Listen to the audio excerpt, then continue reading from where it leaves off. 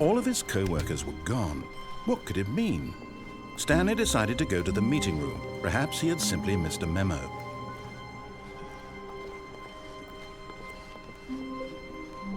When Stanley came to a set of 2 open doors, he entered the door on his left. This was not the correct way to the meeting room, and Stanley knew it perfectly well. Perhaps he wanted to stop by the employee lounge first, just to admire it. Ah, yes, truly a room worth admiring. It had really been worth the detour after all, just to spend but eager to get back to business, Stanley took the first open door on his left. Stanley was so bad at following directions, it's incredible he wasn't fired years ago. Look, Stanley, I think perhaps we've gotten off on the wrong foot here. I'm not your enemy, really, I'm not. I realize that investing your trust in someone else can be difficult, but the fact is that the story has been about nothing but you all this time.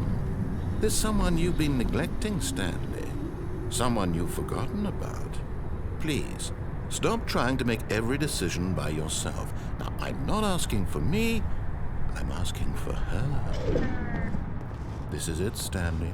Your chance to redeem yourself, to put your work aside, to let her back into your life. She's been waiting. That's her, Stanley. You need to be the one to do this, to reach out to her. If you can truly place your faith in another, then pick up the phone. As Stanley picked up the phone, a white light engulfed him, filling him not just with radiance, but with hope. Hope for a life reunited one... Wait. Oh, goodness. Stanley, did you just unplug the phone?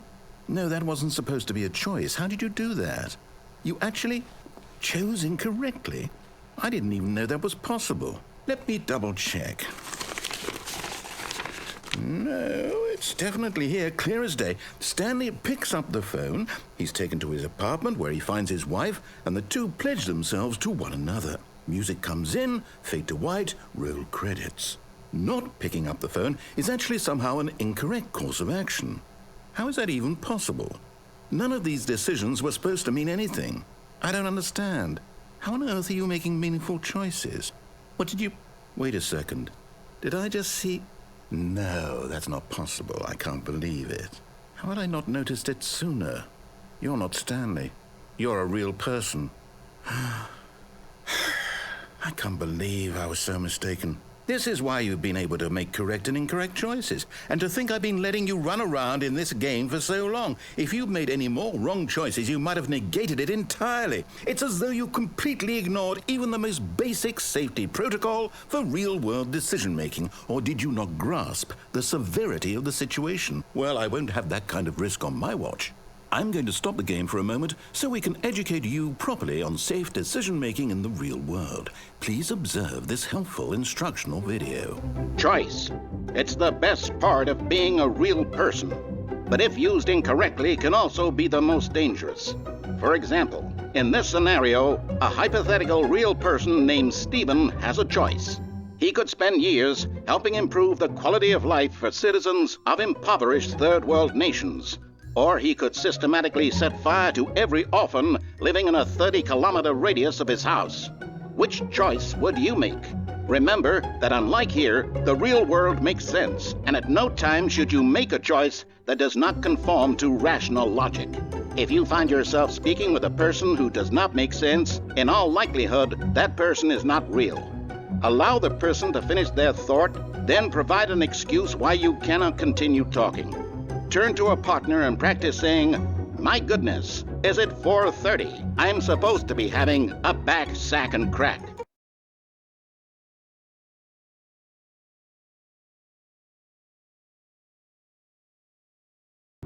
Excellent. Making choices on a regular basis is the best part to a healthy decision-making process. Most medical professionals recommend making at least 8 choices per day. Do you make more than 8? Less? And And finally, if you begin to wonder if your choices are actually meaningful and whether you'll ever make a significant contribution to the world, just remember that in the vast infiniteness of space, your thoughts and problems are materially insignificant, and the feeling should subside.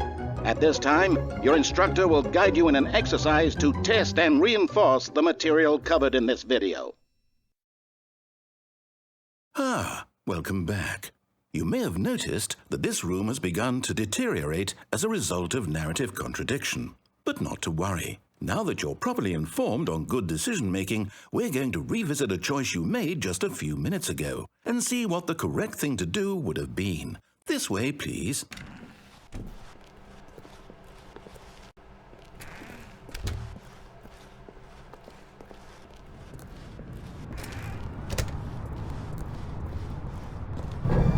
Now that we know your choices are meaningful, we can't have you jumping off the platform and dying. Imagine the main character dying senselessly halfway through the story. That story would make no sense at all. We just need to get you home as soon as possible before the narrative contradiction gets any worse. Unfortunately, it seems this place is not well equipped to deal with reality.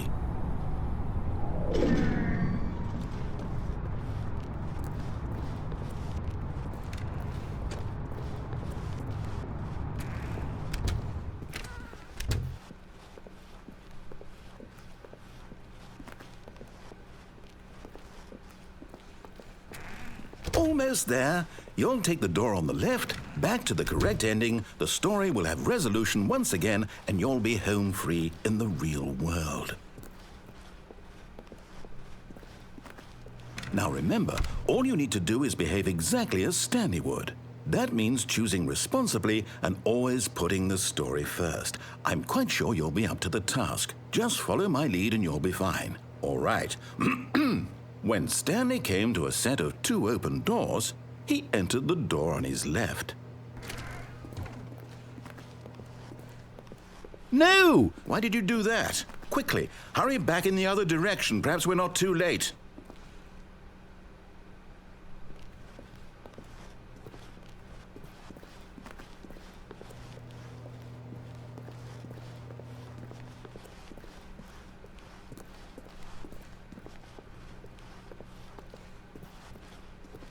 Oh, it's ruined.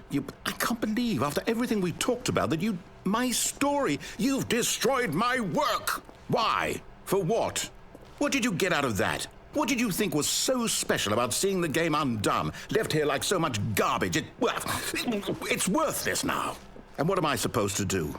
Even if there were a way to continue, would it be worth it? To know that my story is now incorrect? How can I go back to that? I can't erase that knowledge. I'll have to live with it forever, reliving its impossibility forever. I couldn't live that way. Is it better to shut the game down entirely? To willingly destroy all of my work? I don't know. What's the answer? What do I do? What do I do? What do I... No, I have to. I have to shut the game down. I have to. I have to.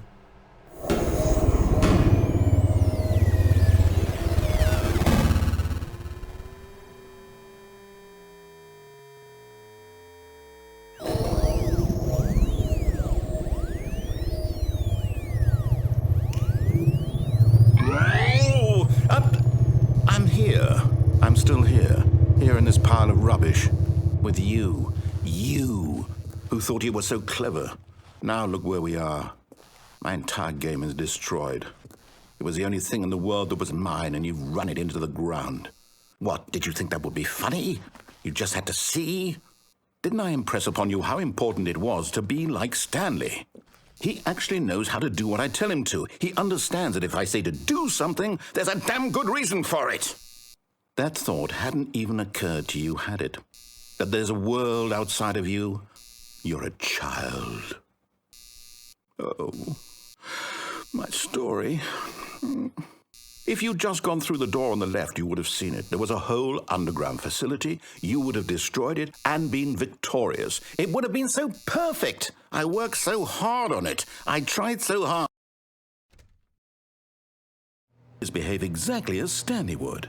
That means choosing responsibly and always putting the story first. I'm quite sure you'll be up to the task. Just follow my lead and you'll be fine. All right. When Stanley came to a set of 2 open doors, he entered the door on his left.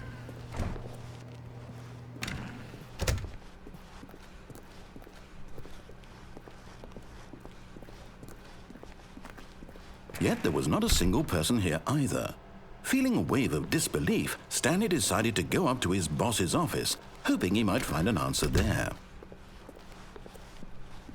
Coming to a staircase, Stanley walked upstairs to his boss's office.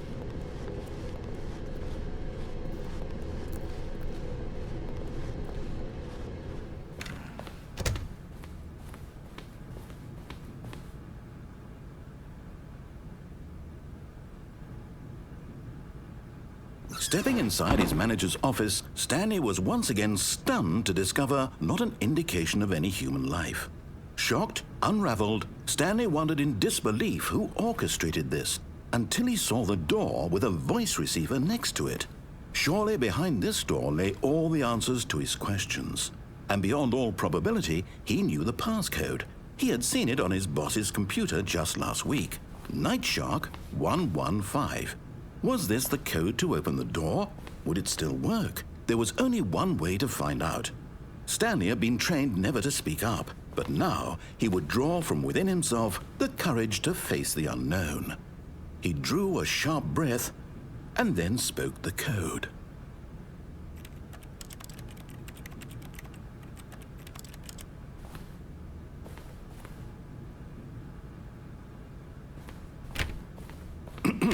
Stanley spoke the code. Nightshark 115. He spoke it into the receiver, right there on the wall.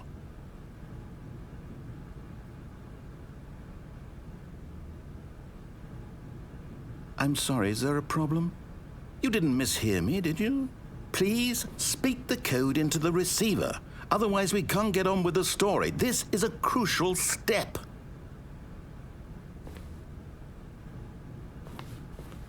Okay, fine, you're not going to do it, but you know what? It's pretty humiliating to bring you this far, only for you to suddenly decide you have better things to do. I asked you for this one single thing, for your respect.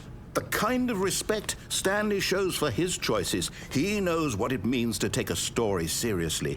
If you didn't want to see what I had to show you, then why did you come here? You had a choice, you know. You could have gone through the door on the right. You could have done whatever the hell you wanted over there. Why did you come this way? Speak. Say something to me. Explain yourself, you coward. When Stanley came to a set of 2 open doors, he entered the door on his left. Stanley? Hello? Are you... Is everything okay? Stanley, please. I need you to make a choice. I need you to walk through the door. Are you listening to me? Can you hear me?